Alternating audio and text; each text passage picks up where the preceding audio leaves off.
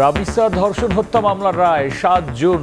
দেশের ইতিহাসে ৩ কার্যদিবসে বিচার কাজ সম্পন্নের রেকর্ড। আসামি সোহেল স্বপ্নের মৃত্যুদণ্ড চায় রাষ্ট্রপক্ষ। আসামি যে ডলার শব্দটি ব্যক্তি হিসাবে বলেছে, কুচক্রী ব্যক্তি যিনি জেলখানায় তাকে বুদ্ধি দিয়েছেন সেটা দিতে পারেন। প্রসিকিউশন উইথ হাম্বল সাবমিশন আদালতের নিকট দুইজনেরই সিভিয়ার পানিশমেন্ট চেয়েছি আমরা। চট্টগ্রামের বাকুলিয়ায় শিশু ধর্ষণের ১৩ দিনে অভিযোগপত্র দাখিল।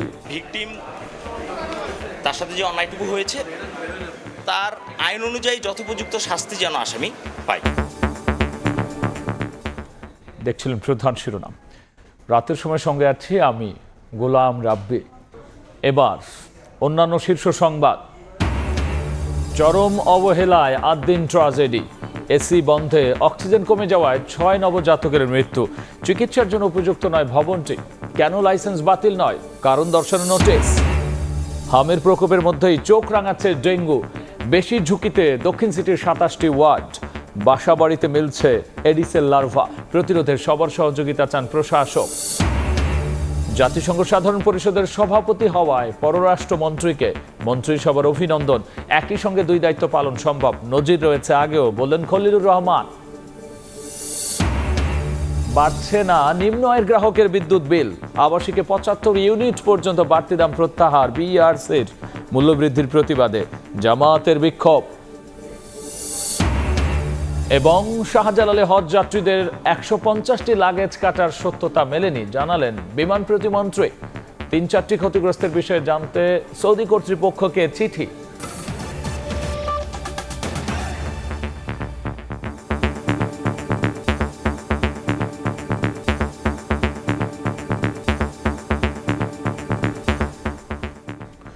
শিশু রামিসা ধর্ষণ হত্যা মামলার রায় ৭ জুন।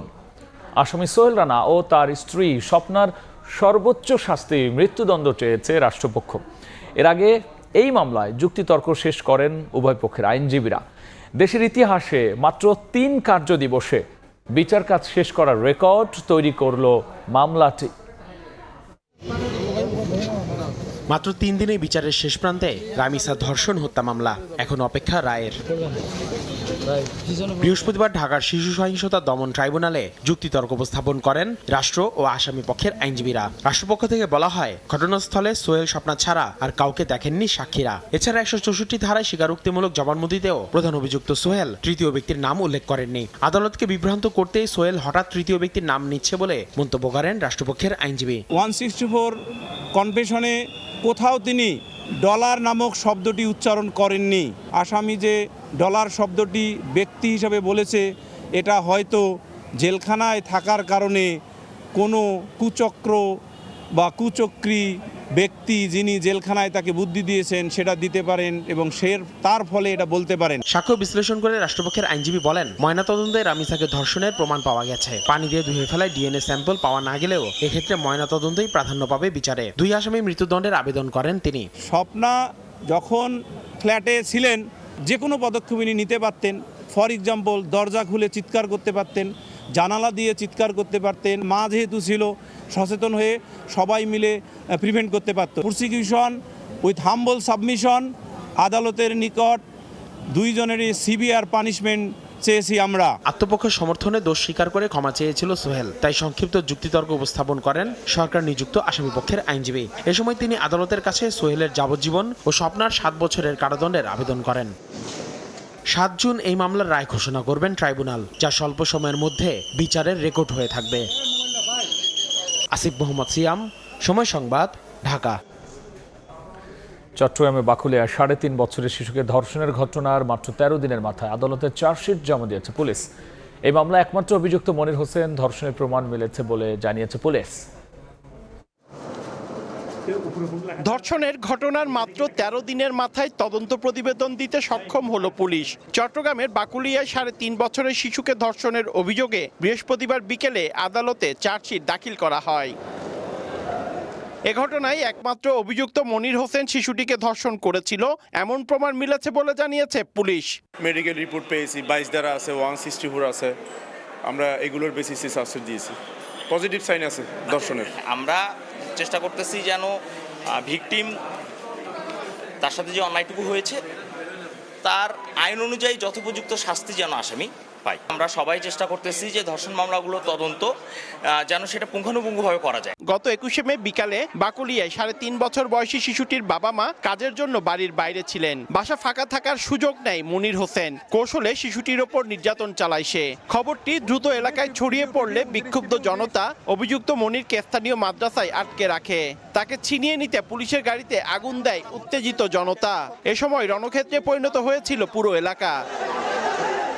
ঘটনার পরদিন মেয়ের বাবা বাদী হয়ে থানায় মামলা করেন। এছাড়া পুলিশের কাজে বাধা, গাড়িতে আগুন দেওয়ার ঘটনায় অপর আরও একটি মামলায় 15 জনকে গ্রেফতার করা হয়। পার্থপ্রতিম বিশ্বাস, সময় সংবাদ, চট্টগ্রাম। এবার অন্য প্রসঙ্গ। হাসপাতাল কর্তৃপক্ষের চরম অবহেলার কারণে ঘটেছে আদ্দিন ট্র্যাজেডি।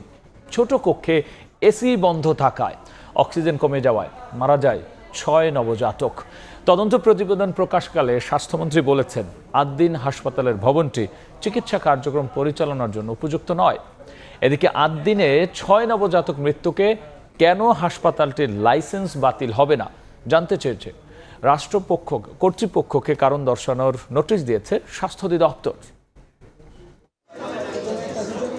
27 মে রাজধানীর মগবাজারের আদ্দিন হাসপাতালে 6 নবজাতকের অস্বাভাবিক মৃত্যু আলোড়ন তোলে দেশব্যাপী। এই ঘটনায় হাসপাতাল কর্তৃপক্ষের অবহেলাকে দায়ী করেন অভিভাবকেরা।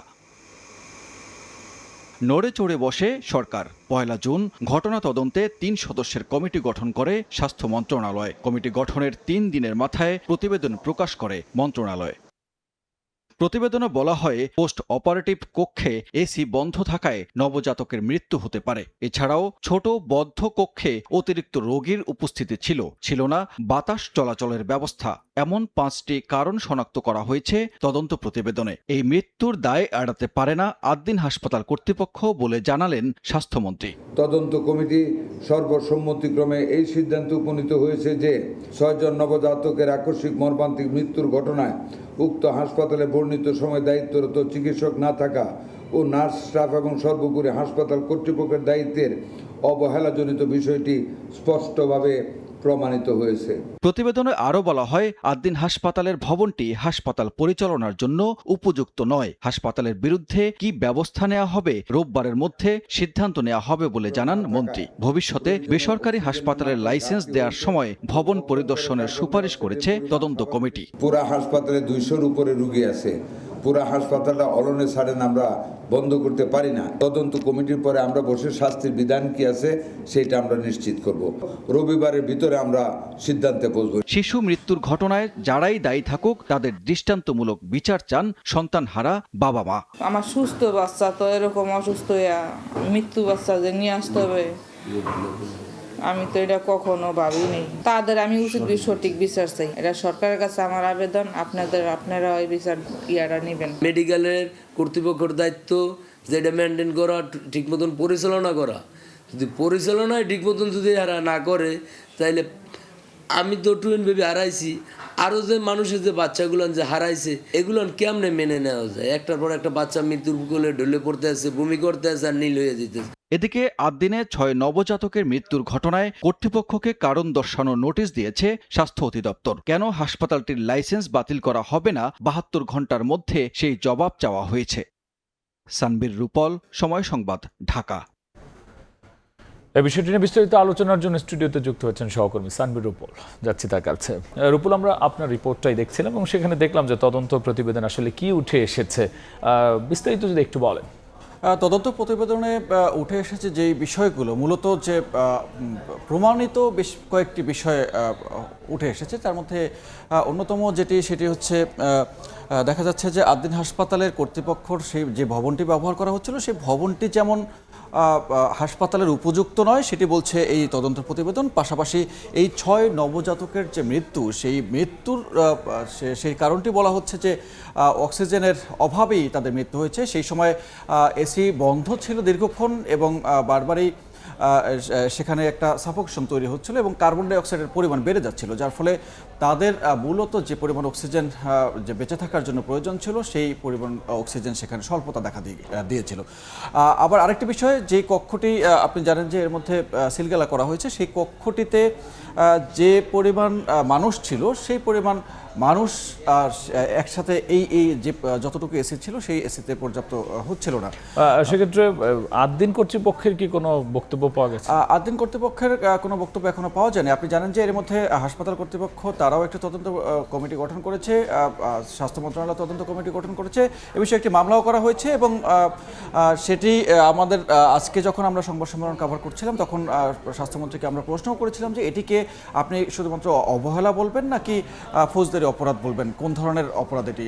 তখন তারা বলেছে যে প্রচলিত আইনে কি আছে সেটি পর্যালোচনা করেই তারা ব্যবস্থা নেবে এবং সেটি রোববারের আগেই তারা সেই ব্যবস্থার ব্যাপারে সিদ্ধান্ত নেবে এবং এ বিষয়ে একটি মামলা হয়েছে এবং তিনি আশা প্রকাশ করেছেন যে দায়ীদের কোনোভাবেই আদালত নিশ্চয়ই ছাড় দেবে না।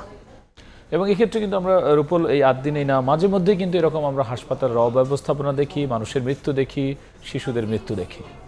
আমরা বারবারই সেই অবহেলা অব্যবস্থাপনার মধ্য থেকেই আমাদের চিকিৎসা সেবা চলছে। আমরা আবাসিক ভবনের ভাড়া নিয়ে যত্রতত্র গড়ে উঠছে বেসরকারি হাসপাতাল, বাড়ছে ঝুঁকি। আর দিনের ঘটনাকে আমলে নিয়ে সারা দেশে অনিয়ম চিহ্নিত করে ব্যবস্থা নেওয়ার পরামর্শ জনস্বাস্থ্য বিশেষজ্ঞ ও নগর পরিকল্পনাবিদদের। তারা বলছেন পুরানো বা আবাসিক ভবন ভাড়া নিয়ে হাসপাতালে রূপান্তরিত করে সেবা দেওয়া বন্ধ করতে হবে, বিল্ডিং কোড মেনে হাসপাতালের জন্য নির্মাণ করতে হবে আলাদা ভবন। এ নিয়ে একটি প্রতিবেদন আছে, দেখে নিই প্রতিবেদনটি। রাজধানীর আদ্দিন হাসপাতালে 6 নবজাতকের মৃত্যুর ঘটনায় করা তদন্ত প্রতিবেদনে হাসপাতাল কর্তৃপক্ষের দায়িত্বে চরম অবহেলা পেয়েছে কমিটি। পুরনো ভবনে ভেন্টিলেশন সুবিধা না রেখেই পোস্ট অপারেটিভ ওয়ার্ড নির্মাণ করেও এসি বন্ধ রাখায় দোমাটকে ঝরেছে 6টি নিষ্পাপ প্রাণ। এমন ঘটনায় বেসরকারি চিকিৎসা ব্যবস্থা নিয়ে উঠেছে নানা প্রশ্ন। নগর পরিকল্পনাবিদরা বলছেন আবাসিক ভবন নয়, বিল্ডিং কোড মেনে হাসপাতালের জন্য বানাতে হবে আলাদা ভবন। সুপ্রশস্ত করিডোর, রুমগুলোতে প্রাকৃতিক ভেন্টিলেশনের ব্যবস্থা, এসি লাগানোর আগে অবশ্যই রোগীদের সহনশীলতা চিন্তা করতে হবে। পোস্ট অপারেটিভ থিয়েটার যেখানে রোগীরা ক্রিটিক্যাল অবস্থায় থাকে সেখানে কিন্তু তার internal air quality monitoring system থাকতে হবে। কোনো কারণে এয়ার কোয়ালিটিতে যদি কোনো ধরনের লিকেজ হয়ে যদি গ্যাস বা অন্য কিছু আসে তখন যেন ইমার্জেন্সি অ্যালার্ম বাজতে পারে। আবার যদি অ্যালার্ম বাজলো, আপনি সেই এয়ারটাকে ভালো করার জন্য আপনার আলো বাতাস ঢোকার জন্য জানালা খোলার মতো ব্যবস্থা, এগুলো বেসিক যেই হাসপাতাল তৈরি করতে গেলে করতে হয়, কিন্তু দুর্ভাগ্যজনক হচ্ছে বেসিক জিনিস উপেক্ষিত। জনস্বাস্থ্য বিশেষজ্ঞরাও বলছেন বেসরকারি হাসপাতালগুলো মুনাফার লোভে জনসেবা ভুলে যান। নির্মাণের পর রোগীর চাপ বেড়ে গেলে আশপাশের ভবন ভাড়া নিয়ে রূপান্তরিত করেন হাসপাতালে। সেখানে রুমে এসি স্থাপন করেন ঠিকই, কিন্তু ভেন্টিলেশনের চিন্তা করেন না। Private sector is always for profit. নতুন একটা কাজ করার চেয়ে সেই জিনিস তারা চিন্তা করেনি। তারা মনে করছে তাদের একটা রুম আছে, এসি লাগাই দিলে প্রবলেম সব। কিন্তু এই এসি বাচ্চাদের জন্য সুইটেবল কিনা, এর ভেন্টিলেশনটা কীরকম হবে, ইলেকট্রিফিকেশনটা ঠিক আছে কিনা। আদ্দিনের ঘটনাকে আমলে নিয়ে সারা দেশে নজরদারি বাড়িয়ে অনিয়ম চিহ্নিত করে ব্যবস্থা নেওয়ার পরামর্শ জনস্বাস্থ্য বিশেষজ্ঞ ও নগর পরিকল্পনাবিদের। প্রতিটি হাসপাতাল ধরে কিন্তু এখন একটা ইন্সপেকশন দরকার, যে হাসপাতালগুলো বিল্ডিং কোড অনুযায়ী তৈরি হয়েছে কিনা এবং হাসপাতালের যে স্ট্যান্ডার্ড সেটা মানছে কিনা। এবং এটা ধরলে দেখা যাবে যে অনেক হাসপাতালে কিন্তু দেখা যাবে যে হাসপাতাল হিসেবে অপারেট করার মতো যোগ্য না। পাড়ায় পাড়ায় আপনার ক্লিনিক তৈরি হচ্ছে, এটা তো হতে পারে না। সুতরাং এই জিনিসগুলো যদি সরকার এখন থেকে উপযুক্ত প্রিভেনশন না করে তাহলে কিন্তু এগুলো আরও বাড়তে পারে। এখনই গুরুত্ব না দিলে ভবিষ্যতে আরও বড় দুর্ঘটনা ঘটতে পারে বলে আশঙ্কা বিশেষজ্ঞদের।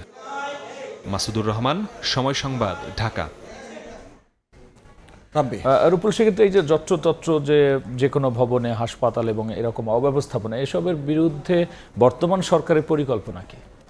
আজকে যে স্বাস্থ্য মন্ত্রণালয় থেকে তদন্ত প্রতিবেদনটি জানানো হয়েছে, সেই তদন্ত প্রতিবেদনে একটি সুপারিশে বলা হয়েছে যে যত্রতত্র ভবন ভাড়া নিয়ে যে গড়ে উঠছে হাসপাতাল, এই হাসপাতালগুলোতে লাইসেন্স দেওয়ার আগে ভবিষ্যতে সেক্ষেত্রে যাতে এই হাসপাতালটি হাসপাতালের মতো করে গড়ে উঠেছে কিনা সেটি কিন্তু পরিদর্শন করতে বলা হয়েছে। পাশাপাশি আরেকটা জিনিস বলা হয়েছে যে সারা দেশের অনিয়ম চিহ্নিত করার পরামর্শ কিন্তু এসেছে স্বাস্থ্য বিশেষজ্ঞদের কাছ থেকে, এবং এই বিষয়ে এখনই যদি গুরুত্ব না দেওয়া হয়, এই 6 শিশুর মৃত্যু দিয়েই এখানে মৃত্যুর মিছিল থেমে থাকবে না বা এই চিকিৎসার অব্যবস্থাপনা থেমে থাকবে না, এটি আসলে আরও লম্বা সময় আমাদের পাড়ি দিতে হবে এবং লম্বা সময় ভুগতে হবে। এবং আমরা জানি যে আমাদের চিকিৎসা ব্যবস্থা নিয়ে নানান রকমের অনিয়ম, দুর্নীতি এবং অব্যবস্থাপনার ছড়াছড়ি, এবং এটি একটি প্রতিনিয়ত ঘটনা। শুধু বেসরকারি হাসপাতাল নয়, সরকারি হাসপাতালগুলোতেও এমন একটি পরিস্থিতি আমরা দেখতে পাই। সেই জায়গা থেকে মানুষ কবে সুরাহা পাবে সেটি আসলে আমাদের জানা নেই, তবে কর্তৃপক্ষ নিশ্চয়ই এই বিষয়ে এখন নজরদারি শুরু করবে জোরে সোরে। রূপল, অসংখ্য ধন্যবাদ আলোচনায় যুক্ত হওয়ার জন্য। ধন্যবাদ। আদ্দিন হাসপাতাল সহ যত্রতত্র হাসপাতালের অবস্থাপনা নিয়ে এবং করণীয় নিয়ে সরকারের ভাবনা সবকিছু নিয়ে আলোচনায় যুক্ত হয়েছিলেন সহকর্মী সানবীর রূপল। এদিকে হামের প্রকোপের মধ্যে এবার চোখ রাঙাচ্ছে ডেঙ্গু। ঢাকা দক্ষিণ সিটি কর্পোরেশনের 75টি ওয়ার্ডের মধ্যে 27টি উচ্চ ঝুঁকিপূর্ণ চিহ্নিত। বাড়ি বাড়ি মিলেছে এডিসের লার্ভা, জরিপে উঠে এসেছে এমন তথ্য। ডেঙ্গু প্রতিরোধে সমন্বিত উদ্যোগে জোর দক্ষিণ সিটির প্রশাসকের। চলতি বছর মৌসুম শুরুর আগেই চোখ রাঙাচ্ছে ডেঙ্গু। গত কয়েক বছরের তথ্য বিশ্লেষণে দেখা যায় দেশে ডেঙ্গুতে মৃত্যুর প্রায় অর্ধেকই ঢাকার 2 সিটিতে। এর মধ্যে দক্ষিণ সিটি কর্পোরেশনে মৃত্যুর হার তুলনামূলক বেশি। তাই এবার বর্ষা মৌসুমের আগেই ডেঙ্গু নিয়ে নড়ে চড়ে বসেছে সিটি কর্পোরেশন। এডিস মশাবাহিত ডেঙ্গু ও চিকুনগুনিয়া রোগ প্রতিরোধে দক্ষিণ সিটির 75টি ওয়ার্ডের 2238টি বাড়িতে জরিপ কার্যক্রম পরিচালনা করে ডিএসসিসি। সাকসেসফুলি সেই জরিপটা বৃহস্পতিবার ঢাকা দক্ষিণের নগর ভবনে জরিপের ফলাফল প্রকাশ ও পরবর্তী পরিকল্পনা তুলে ধরে প্রশাসক জানান, দক্ষিণ সিটির 281টি বাড়িতে পাওয়া গেছে লার্ভা। এর মধ্যে 87% লার্ভাই এডিস মশার। দক্ষিণ সিটির 27টি ওয়ার্ড ডেঙ্গুর উচ্চ ঝুঁকিতে বলে জানান তিনি। লার্ভা শনাক্ত হওয়া স্থাপনাগুলোর মধ্যে বহুতল ভবনে সর্বোচ্চ 35.23%, স্বতন্ত্র বাড়িতে 27.76%, নির্মাণাধীন ভবনে 17.44% এবং সেমি পাকা বাড়িতে 14.59% লার্ভা পাওয়া গেছে। জরিপের ফলাফলে আরও দেখা যায় প্লাস্টিকের ড্রামে জমে থাকা পানিতে 8.89%, মেঝেতে জমে থাকা পানিতে 12.26% এবং বালতিতে জমে থাকা পানিতে 10.34% এডিস মশার প্রজনন ক্ষেত্র শনাক্ত হয়েছে। 63টি ওয়ার্ডের মশার ঘনত্ব নির্দিষ্ট সূচকের চেয়ে বেশি, যা ডেঙ্গু রোগের ক্ষেত্রে ঝুঁকিপূর্ণ। এর মধ্যে এডিস মশার লার্ভার ঘনত্ব অনুযায়ী 27টি ওয়ার্ডের সবচেয়ে বেশি ঝুঁকিতে রয়েছে। জরিপের ফলাফল অনুযায়ী ডেঙ্গু ও চিকুনগুনিয়া প্রতিরোধে বিভিন্ন কর্মসূচি ঘোষণা করেন দক্ষিণের প্রশাসক। আগামী 6 জুন ডেঙ্গু ও চিকুনগুনিয়া রোগ প্রতিরোধে সচেতনমূলক র্যালি অনুষ্ঠিত হবে। 7 জুন 2026 তারিখ হতে ডেঙ্গুর অধিক ঝুঁকিপূর্ণ 27টি ওয়ার্ডে স্বাস্থ্য বিভাগ, বর্জ্য ব্যবস্থাপনা বিভাগের সমন্বয়ে 5 দিনব্যাপী বিশেষ ক্র্যাশ প্রোগ্রাম, একদম প্রতিটা বাড়িতে আমরা সেখানে যাওয়ার জন্য চেষ্টা করব। ডেঙ্গু চিকিৎসায় হাসপাতালগুলোকে 10% বেড বিনামূল্যে দেওয়ার নির্দেশনাও দেওয়া হয়েছে বলে জানান দক্ষিণ সিটি কর্পোরেশনের প্রশাসক।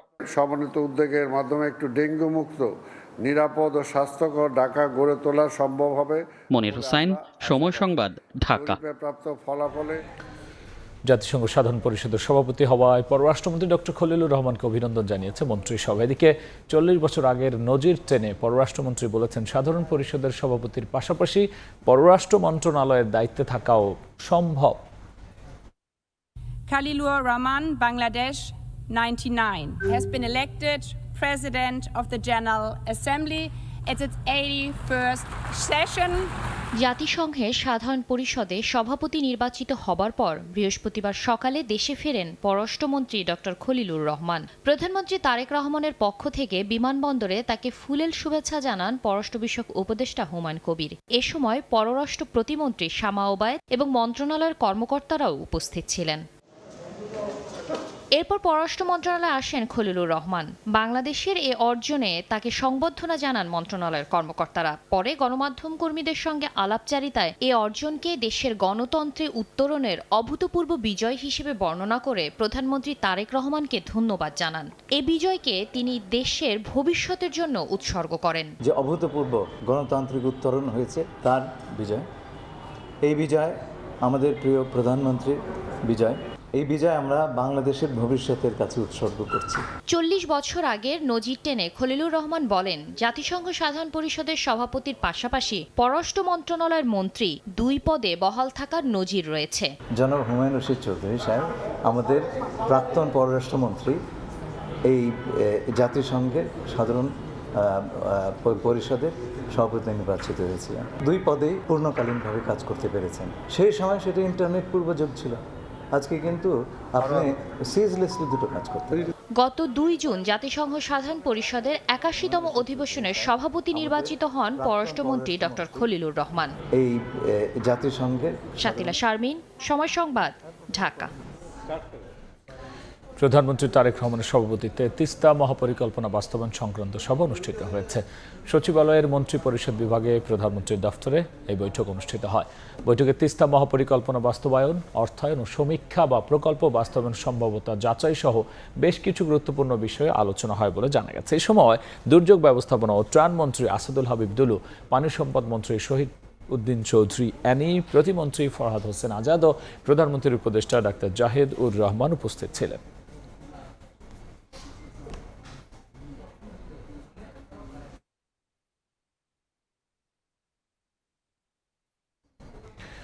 ফ্যামিলি ও কৃষক কার্ডের পর এবার সবার জন্য হেলথ কার্ড চালু করতে যাচ্ছে সরকার।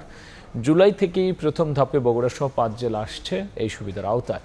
প্রধানমন্ত্রীর স্বাস্থ্য বিষয়ক বিশেষ সহকারী জানিয়েছেন, এতে মিলবে পরীক্ষা নিরীক্ষায় বিশেষ ছাড়। বিষয়টিকে স্বাগত জানালো যুক্তরাজ্য, অস্ট্রেলিয়া ও ভারতের স্বাস্থ্যখাতে ডিজিটাল সেবা ব্যর্থ হওয়ার ঘটনা থেকে সরকারকে শিক্ষা নেওয়ার পরামর্শ বিশেষজ্ঞের। হাসান ওয়ালির রিপোর্ট।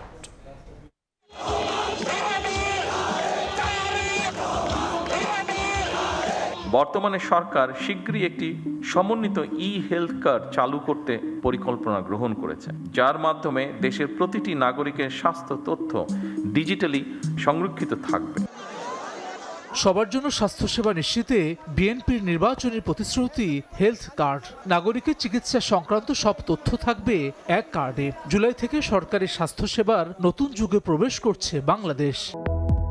জুন থেকে কিছুটা পিছিয়ে জুলাইয়ের প্রথম ধাপে খুলনা, বগুড়া, সিরাজগঞ্জ, নরসিংদী এবং নোয়াখালীতে চালু হচ্ছে কার্ড। পর্যায়ক্রমে যা ছড়িয়ে দেওয়া হবে পুরো দেশে। হেলথ কার্ড আমাদের একটা নির্বাচনী ইশতেহারে আমাদের ছিল। মাননীয় প্রধানমন্ত্রী এটা দেখভাল করতেছেন, বিভিন্ন সংশ্লিষ্ট ডিপার্টমেন্ট এটা নিয়ে কাজ করতেছে, এটার কাজ চলছে এবং ইনশাল্লাহ এটা জনগণের স্বাস্থ্যসেবাকে নিশ্চিত করার লক্ষ্যে এটা দ্রুত গতিতে এটা এগিয়ে যাবে। হেলথ কার্ড হলো একটি ইলেকট্রনিক কার্ড যা প্রতিটি রোগীর জন্য আলাদা একটি ইউনিক আইডি বহন করবে। রোগীর মেডিকেল রেকর্ড ডিজিটাল ফরম্যাটে সংরক্ষণ করা হবে। কার্ড পাঞ্চ করলেই জানা যাবে রোগীর পুরনো রোগের ইতিহাস সহ নানা তথ্য।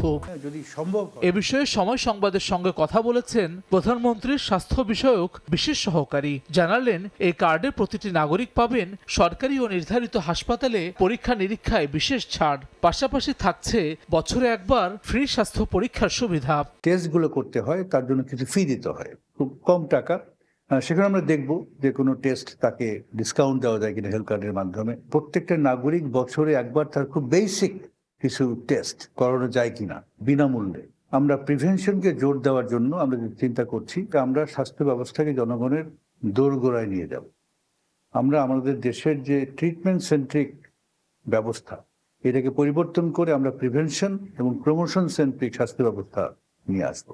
তথ্য সুরক্ষার অভাবে ভারতের আয়ুষ্মান ভারত ডিজিটাল মিশন, যুক্তরাজ্যে পদ্ধতিগত ও কারিগরি ত্রুটি এবং অস্ট্রেলিয়ায় পরিচয় যাচাইকরণ জটিলতায় অনেকটা মুখ থুবড়ে পড়েছে হেলথ কার্ড। তবে মডেল নিয়ে সময় নষ্ট না করে প্রকল্প শুরুর তাগিদেই বিশেষজ্ঞের। অনেকগুলো মডেলও আছে, এই মডেলে আমরা তুলনা করতে গিয়ে সময় নষ্ট যেন না করি। যে কোনো একটা বিশেষজ্ঞদের সঙ্গে আলাপ করে যে কোনো একটা শুরু করে দিতে হবে। কাজের মধ্য দিয়ে হয়তো আমরা পরে সংশোধন করব। হেলথ কার্ডের সুফল প্রত্যন্ত অঞ্চলে পৌঁছাতে প্রচার প্রচারণার পাশাপাশি হাসপাতালগুলোকে ডেডিকেটেড করার পরামর্শ বিশেষজ্ঞদের। হাসান ওয়ালি, সময় সংবাদ, ঢাকা। মিডিয়া জামাতের ক্ষমতায় যাওয়ার হাইপ উঠলেও মানুষ বিএনপিকে বেছে নিয়েছে বলে মন্তব্য করেছেন দলের মহাসচিব ও এলজিআরডি মন্ত্রী মির্জা ফখরুল ইসলাম আলমগীর। বলেন, আধিপত্যের বাইরে গিয়ে নিজের পায়ে দাঁড়ানো ছিল জিয়াউর রহমানের স্বপ্ন। সেই পথে হাঁটছেন প্রধানমন্ত্রী তারেক রহমান। নিজ দেশের স্বার্থকে প্রাধান্য দিয়ে সব দেশের সঙ্গে বাংলাদেশ বন্ধুত্বপূর্ণ সম্পর্ক রাখতে চায় বলেও জানিয়েছেন তথ্যমন্ত্রী। সহযোগিতার ধারণাকে এগিয়ে নিয়ে যাওয়া। ভারত, চীন, যুক্তরাষ্ট্র কিংবা রাশিয়ার সঙ্গে কূটনৈতিক সম্পর্ক বজায় রাখতে ভেবেচিন্তে এগোচ্ছে সরকার। স্বার্থ নষ্ট হয় এমন কোনো পদক্ষেপ নিতে চায় না বাংলাদেশ। চায়নার সাথে সুসম্পর্ক করেন। জিয়াউর রহমানের শাহাদাত বার্ষিকী উপলক্ষে বৃহস্পতিবার প্রেস ইনস্টিটিউট বাংলাদেশ পিআইবির আলোচনায় উঠে আসে তার স্বাধীন কূটনীতি প্রসঙ্গ। এতে তথ্য ও সম্প্রচার মন্ত্রী বলেন, নিজেদের স্বার্থ বজায় রেখেই সব দেশের সঙ্গে বন্ধুত্বপূর্ণ সম্পর্ক রাখতে চায় বাংলাদেশ। আমদানির উৎস চীন, ভারত, রপ্তানির ডেস্টিনেশন ইউরোপ, আমেরিকা, এবং আমার রেমিটেন্সের উৎস হচ্ছে মধ্যপ্রাচ্য, এবং আমার বিদ্যুৎ এবং জ্বালানির ক্ষেত্রে মধ্যপ্রাচ্য, বিশেষ করে কাতার, অন্যদিকে হচ্ছে আপনার রাশিয়ার $1 billion nuclear power plant project. আমাকে এমন একটা নীতি বের করতে হবে এই সমস্ত কম্পোনেন্টকে আমি যাতে অ্যাসেম্বল করতে পারি। ভারতের মতো উদীয়মান শক্তি, তার যদি কোনো সমস্যা থেকে থাকে, আমার টার্মস অ্যান্ড কন্ডিশনে তার সমস্যার সমাধান করতে আমি প্রস্তুত, কিন্তু টার্মস অ্যান্ড কন্ডিশনটা আমার ইন্টারেস্টটা কনফার্ম করতে হবে। স্থানীয় সরকার মন্ত্রী মির্জা ফখরুল ইসলাম আলমগীর বলেন, দেশকে আধিপত্য মুক্ত রাখতে তিনি তারেক রহমানের নেতৃত্বে আশাবাদী। বাংলাদেশ যেভাবে দেখতে চায় বাংলাদেশকে মানুষ, বাংলাদেশকে যে সমস্ত প্রভাবের বাইরে, আধিপত্যের বাইরে কি আমরা আমাদের নিজেদের পায়ে নিজেরা দাঁড়াবো, সেই বিষয়টা দেখতে চায় বাংলাদেশের মানুষ। তিনি সবার সঙ্গে মিত্রতা সৃষ্টি করার চেষ্টা করেছেন এবং বেশিরভাগ ক্ষেত্রে সফল হয়েছেন, এবং সেই সফলতা নিয়ে তিনি সামনের দিকে এগিয়ে গেছেন। আমরা বিশ্বাস করি যে তারেক রহমান সাহেব তার নেতৃত্বে বাংলাদেশকে সেদিকে এগিয়ে নিয়ে যেতে সক্ষম হবে। জামায়াতের ক্ষমতায় যাওয়ার হাইপ তোলা হলেও উদার গণতান্ত্রিক দল হওয়ায় দেশের জনগণ বিএনপিকে বেছে নিয়েছে বলেও মন্তব্য করেন মির্জা ফখরুল। নির্বাচনে আমাদের বুদ্ধিজীবীরা, পত্রপত্রিকা, মিডিয়াতে একটা হাইপ উঠে গিয়েছিল, যেখানে জামাত ইসলাম ক্ষমতায় চলে যাচ্ছে, তারা সবচেয়ে বেশি ভোট পেয়ে তারা নির্বাচনে জয়লাভ করবে। মানুষ কিন্তু ভুল করলো না, মানুষকে ঠিকই তাদেরকে বাদ দিয়ে দিল, দিয়ে বিএনপিকে বেছে দিল। কেন? কারণ বিএনপি প্রতিনিধিত্ব করে একটা উদার গণতান্ত্রিক রাজনীতি। এর আগে 1976 থেকে 1981 পর্যন্ত বিভিন্ন পত্রিকায় শহীদ রাষ্ট্রপতি জিয়াউর রহমানের কর্মমুখর সময়ের প্রতিবেদনের প্রদর্শনীতে যোগ দেন সরকারের 2 মন্ত্রী। মুরসালিন হক জুনায়েদ, সময় সংবাদ, ঢাকা। রাতের সময়ে আরও থাকছে। এবার চাঁপাইনবাবগঞ্জ সীমান্ত দিয়ে পুশিনের চেষ্টা বিএসএফের রুখে দিল বিজিবি। শূন্যরেখায় নারী শিশু সহ 28 জন অবৈধ অনুপ্রবেশ রোধে কঠোর অবস্থা। আবাসিকে 75 ইউনিট পর্যন্ত বিদ্যুতের বাড়তি দাম প্রত্যাহার করেছে Bangladesh energy regulatory commission BERC. এর ফলে নিম্ন আয়ের গ্রাহকরা আগের দামেই বিদ্যুৎ সুবিধা পাবেন। এর আগে ভোগান্তি বিবেচনায় প্রান্তিক গ্রাহকদের বিদ্যুতের দাম পুনর্মূল্যায়নে বিইআরসিকে অনুরোধ জানায় বিদ্যুৎ বিভাগ। এরপর বিকেলে এক বিজ্ঞপ্তিতে বর্ধিত দাম প্রত্যাহারের সিদ্ধান্ত জানায় বিইআরসি। বিজ্ঞপ্তিতে বলা হয়, আবাসিকে মাসিক 50 ইউনিট পর্যন্ত ব্যবহারকারীরা আগের মতোই $4.63 75 ইউনিট পর্যন্ত ব্যবহারকারীরা $5.26 দরে বিদ্যুৎ পাবেন। তবে অন্যান্য গ্রাহকদের ক্ষেত্রে বুধবার যে দাম বাড়ানো হয়েছে তা বহাল থাকবে।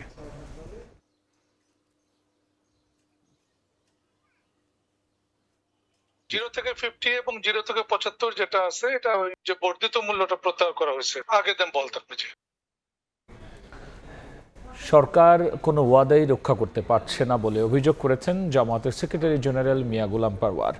রাজধানীতে বিদ্যুৎ ও জ্বালানির মূল্য বৃদ্ধির প্রতিবাদ কর্মসূচিতে তিনি অভিযোগ করেছেন, জনগণের ওপর চাপ বাড়িয়ে অর্থনীতি রক্ষার চেষ্টা করছে সরকার। বিদ্যুৎ ও জ্বালানির মূল্যবৃদ্ধির প্রতিবাদে বাংলাদেশ জামায়াত ইসলামীর বিক্ষোভ মিছিল রাজধানীর বাইতুল মোকাররম থেকে শুরু হয়ে বিজয়নগর গিয়ে শেষ হয় মিছিলটি। মিছিলের আগে সমাবেশে নেতারা অভিযোগ করেন, অর্থনৈতিক খাতে ফ্যাসিবাদের দোসরদের পুনর্বাসন করা হচ্ছে। বিদ্যুতের মূল্য যেটি বৃদ্ধি করা হয়েছে, এটা সম্পূর্ণরূপে অনভিপ্রেত, অমানবিক, অন্যায্য এবং গণবিরোধী। এক মাসে 2 বার তেলের দাম বৃদ্ধি করেছে, এর আগে গ্যাসের দাম বৃদ্ধি করেছে। দ্রব্যমূল্য লাগামহীনভাবে বেড়েই চলেছে। দ্রব্যমূল্য জনগণের ক্রয় সীমার বাইরে চলে যাচ্ছে। সমাবেশে দলটির সেক্রেটারি জেনারেল মিয়া গোলাম পরওয়ার অভিযোগ করেন, জনগণের কাছে দেয়া কোনো ওয়াদাই রক্ষা করতে পারছে না সরকার। দুর্নীতি বিদ্যুৎ ক্ষেত্রে ঠেকালেন না, ক্যাপাসিটি চার্জের নামে দলীয় লোকদের আগের থেকেই আপনি কুইক রেন্টাল পাওয়ার নানান বিদ্যুৎ কেন্দ্র বানিয়েছেন, বিদ্যুতের প্রোডাকশন নাই, চুক্তির কারণে আপনি তাদেরকে ক্যাপাসিটি চার্জ দিয়ে যাচ্ছেন। বিদ্যুতের মূল্য বৃদ্ধি করে জনগণের দুঃখ কষ্ট দুর্ভোগ আপনি আবার বাড়িয়ে দিয়েছেন। রাজধানী ছাড়াও দেশের সব বিভাগীয় ও জেলা শহরে একই দাবিতে সমাবেশ ও বিক্ষোভ মিছিল করে জামায়াত। শফিক মুন্সি, সময় সংবাদ, ঢাকা। অর্থবছরের শেষ দিকে দ্বিতীয় দফায় জ্বালানি তেলের দাম বাড়ানো উচিত হয়নি বলে মনে করে বেসরকারি গবেষণা সংস্থা বিসিপিডি। সংস্থাটির মতে বিদ্যুতের দাম বাড়ানোর প্রভাব পড়বে সামগ্রিক অর্থনীতিতে, বাড়বে মূল্যস্ফীতি, রাজস্ব আহরণে ঘাটতি, ব্যাংক খাতের বিশৃঙ্খলা সহ নানা কারণে এখনও রয়েছে অর্থনৈতিক চাপ। অর্থবছরের শেষ দিকে বিদ্যুৎ ও জ্বালানি তেলের দাম বাড়িয়েছে সরকার। বেসরকারি গবেষণা সংস্থা সিপিডির মতে এতে শিল্প ও জ্বালানি খাতে উৎপাদন ব্যয় বাড়বে, প্রভাব পড়বে সামগ্রিক অর্থনীতিতে। বৃহস্পতিবার চলতি অর্থবছরে উত্তোলনকালীন সময়ে বহুমাত্রিক চ্যালেঞ্জ শীর্ষক আলোচনায় সংস্থাটি জানায়, দ্বিতীয় দফায় জ্বালানি তেলের দাম বাড়ানো অপ্রয়োজনীয় ছিল, আর বিদ্যুতের দাম বাড়ানোর কারণে বাড়বে মূল্যস্ফীতি। জ্বালানির দাম দ্বিতীয় দফায় বেড়েছে, আমরা মনে করি এই দামটা বাড়ানোর প্রয়োজন ছিল না। প্রত্যক্ষ যারা এটা ভোগ করেন তাদের জন্য এটা অবশ্যই এটা একটা বাড়তি বোঝা হবে, কিন্তু এটার অপ্রত্যক্ষ যারা তার উপরে যে প্রভাবটা পড়বে এটা কিন্তু সরকার অন্যান্য পদক্ষেপ দিয়ে এটাকে কম্পেনসেট করতে পারে। সিপিডি বলছে রাজস্ব আহরণে লক্ষ্যমাত্রার চেয়ে অনেক পিছিয়ে এনবিআর। এছাড়া খেলাপি ঋণ কমলেও ব্যাংকের সার্বিক পরিস্থিতির তেমন উন্নতি হয়নি। এনবিআর এর যে কালেকশন আহরণ সেটা জুলাই এপ্রিল পর্যন্ত প্রবৃদ্ধি হয়েছে 10.6%, অর্থাৎ পরবর্তী 2 মাসে কিন্তু 128% উপরে এটা বৃদ্ধিটা করতে হবে। নির্বাচনের আগে অনেক ঋণ রিশিডিউলিং করা হয়েছে, সেটার প্রেক্ষিতেও কিন্তু আসলে এই এনপিএল এর পরিমাণটা কমেছে, কিন্তু এই পর্যন্ত 6টা ব্যাংকের স্বাস্থ্য পরীক্ষা করা হয়েছে, অ্যাসেট কোয়ালিটি রিভিউ করা হয়েছে, আরও অনেকগুলোর করার কথা। তো সেইগুলো যদি করে তাহলে কিন্তু আরও খারাপ অবস্থা হওয়ার আশঙ্কা রয়েছে। এছাড়া সরকারি চাকরিজীবীদের জন্য নবম পে স্কেল ঘোষণা করা হলে তা বাজারে মূল্যস্ফীতির চাপ আরও বাড়বে বলে আশঙ্কা প্রকাশ করেছে সংস্থাটি। বিষয় হচ্ছে যে বৃহৎ ঋণ। ফরহাদুর রহমান, সময় সংবাদ, ঢাকা। এবার বাণিজ্য সংবাদ।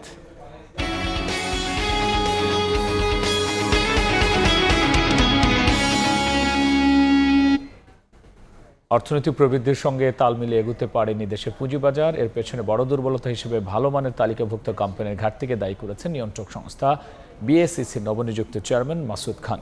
বৃহস্পতিবার দায়িত্ব নেওয়ার প্রথম দিনে মতবিনিময়ের সময় বিএসইসিকে সম্পূর্ণ প্রযুক্তি নির্ভর করে বিনিয়োগকারীদের কাছে পুঁজিবাজারকে স্বচ্ছ করার প্রতিশ্রুতি দিয়ে সিকিউরিটি অ্যান্ড এক্সচেঞ্জ কমিশনের কমপ্লিটলি নতুনভাবে সাজাচ্ছি। আপনাদের জন্য বলছি আমি কমপ্লিটলি, এটাই এই আগামী 2 সপ্তাহের মধ্যে জানতে পারবেন। গেল মঙ্গলবার 2 সপ্তাহের মধ্যে Bangladesh securities and exchange commission BSEC পুনর্গঠনের কথা জানান অর্থমন্ত্রী। এর 2 দিনের মাথায় বৃহস্পতিবার সকালে পদত্যাগপত্র জমা দেন পুঁজিবাজার নিয়ন্ত্রক সংস্থাটির চেয়ারম্যান সহ 4 কমিশনার।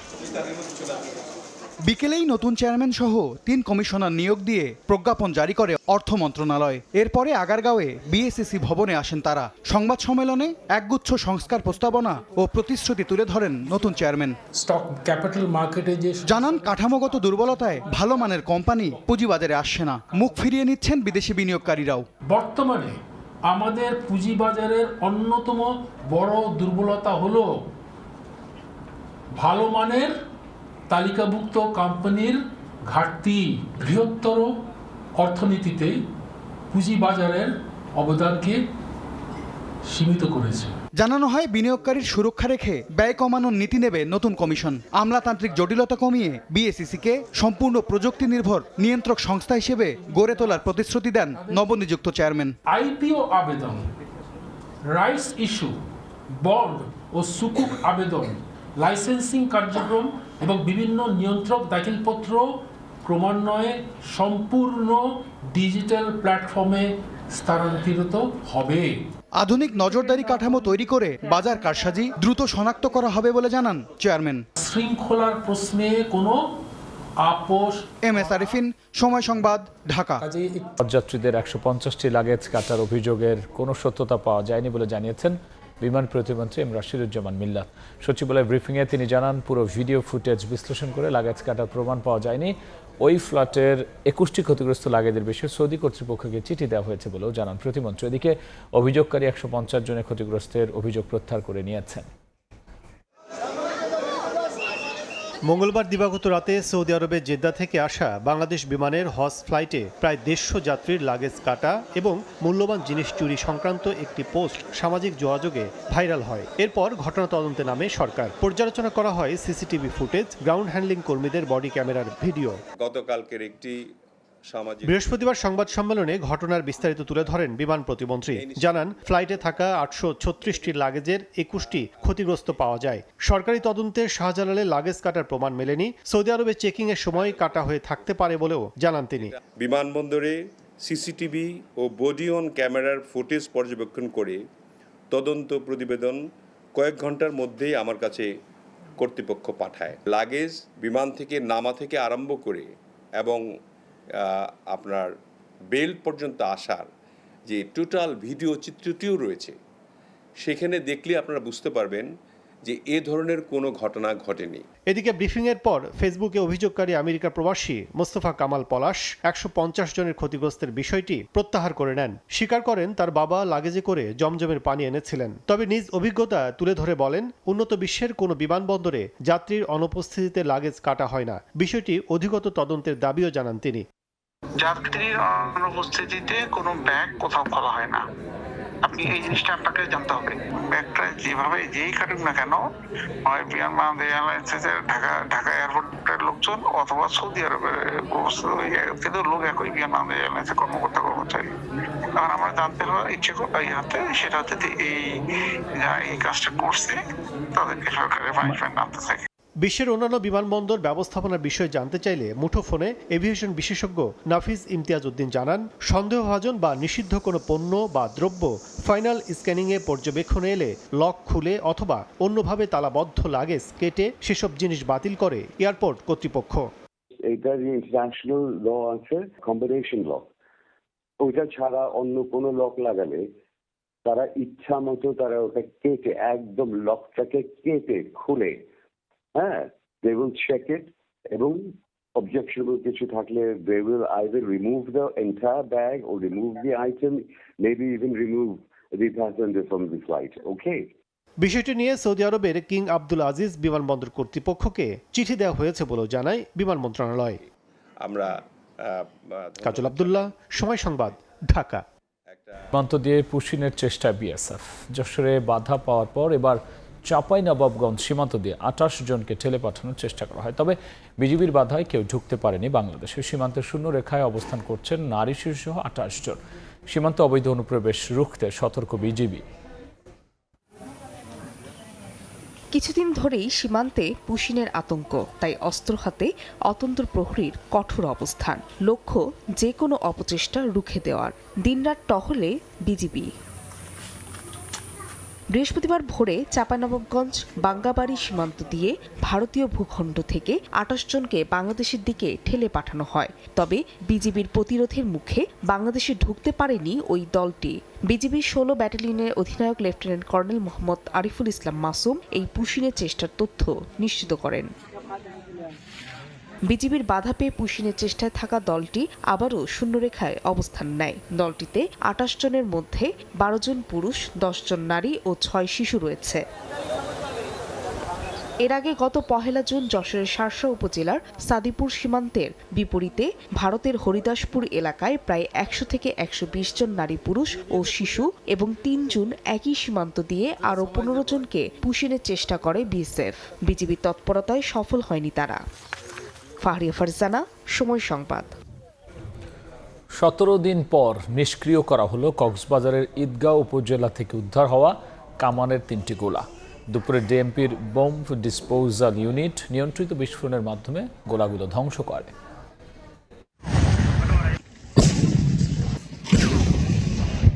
পরপর 3টি কামানের গোলা নিয়ন্ত্রিত বিস্ফোরণের মাধ্যমে ধ্বংস করল বোম ডিসপোজাল ইউনিট।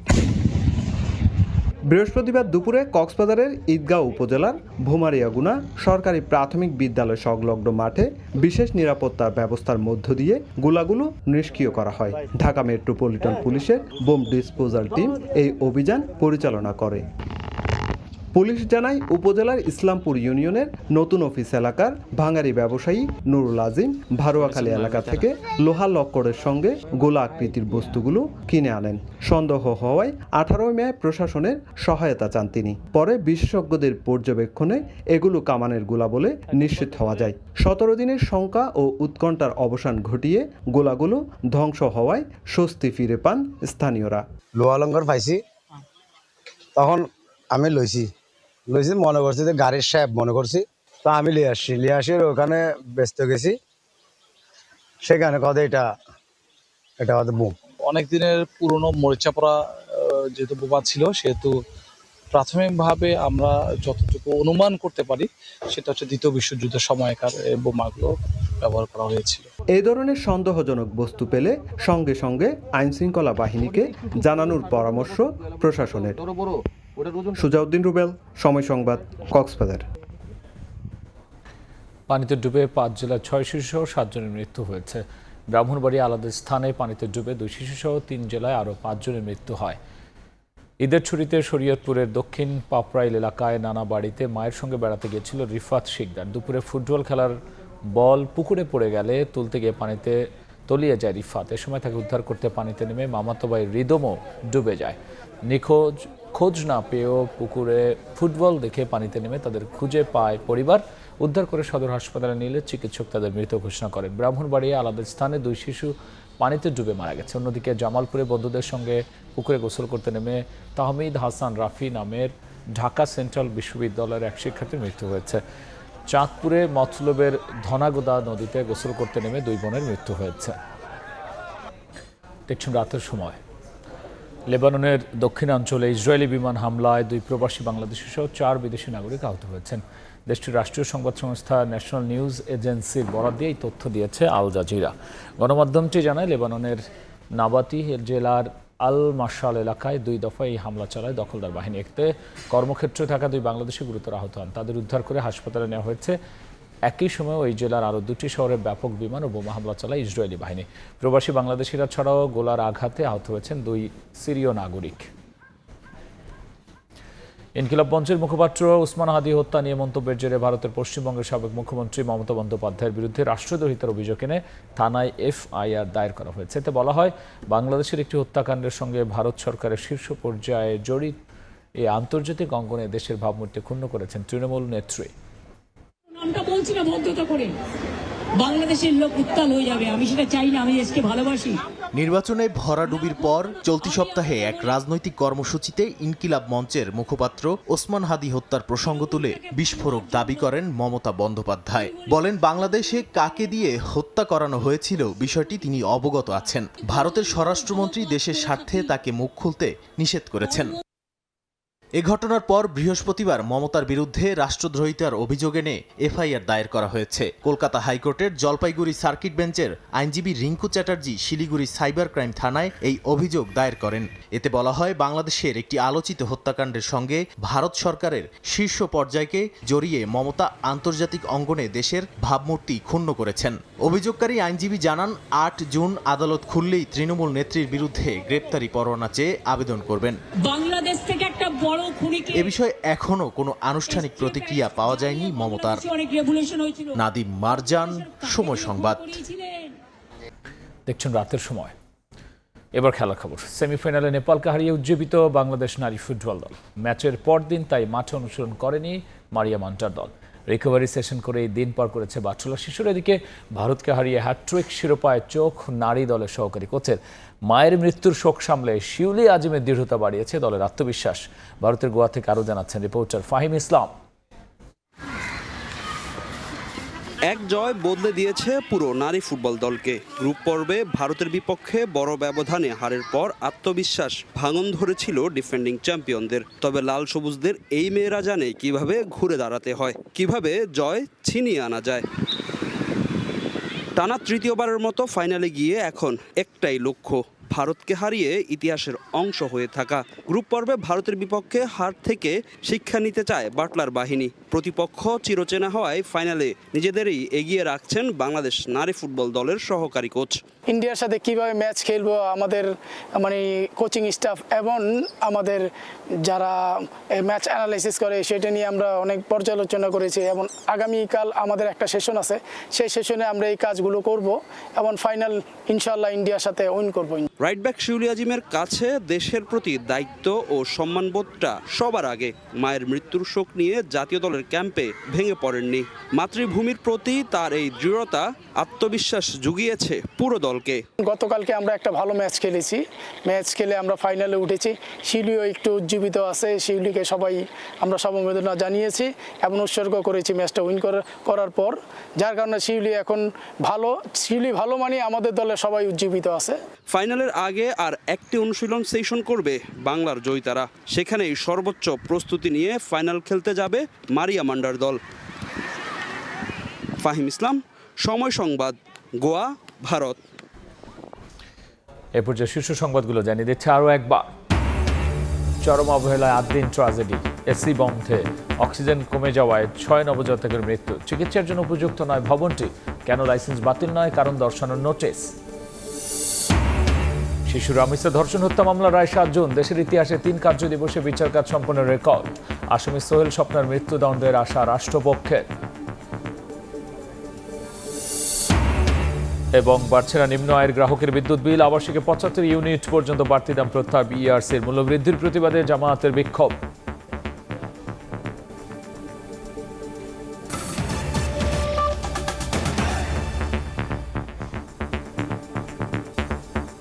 এই ছিল রাতের সময়।